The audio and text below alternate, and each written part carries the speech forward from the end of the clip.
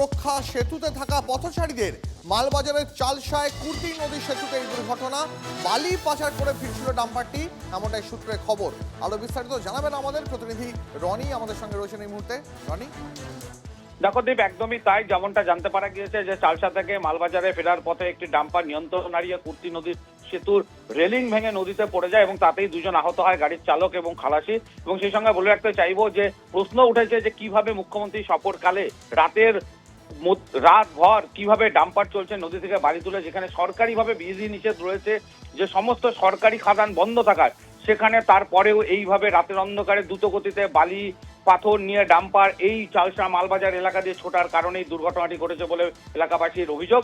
স্বাভাবিকভাবে গোটা ঘটনা নিয়ে চাঞ্চল্য তৈরি হয়েছে। এলাকায় পৌঁছেছে মেঘলি থানার পুলিশ এবং অভিযোগ উঠেছে যে যেই ডাম্পারটি দুর্ঘটনার কবলে পড়েছে সেই গাড়ির দুপাশে দু ধরনের নাম্বার লাগানো রয়েছে, যার সঙ্গে সামনের নাম্বার পিছনের নাম্বারের কোনো মিল নেই। স্বাভাবিকভাবে এর থেকে আরো জোরালো হয়েছে যে পুলিশের চোখ ফাঁকি দিতেই বালি পাচার করা হচ্ছিল দু রকমের নাম্বার লাগিয়ে। যদিও গোটা ঘটনার তদন্ত শুরু করেছে মেঘলি থানার পুলিশ এবং ঘটনাস্থলে কিন্তু এলাকাবাসী রীতিমতো ক্ষিপ্ত।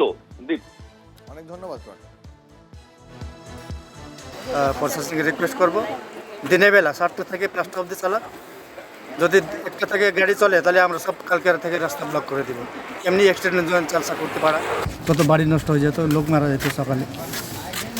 আমরা একটু দেখবা, আমরা পুলিশ প্রশাসনকে বলবা যদি রাত্রিবেলা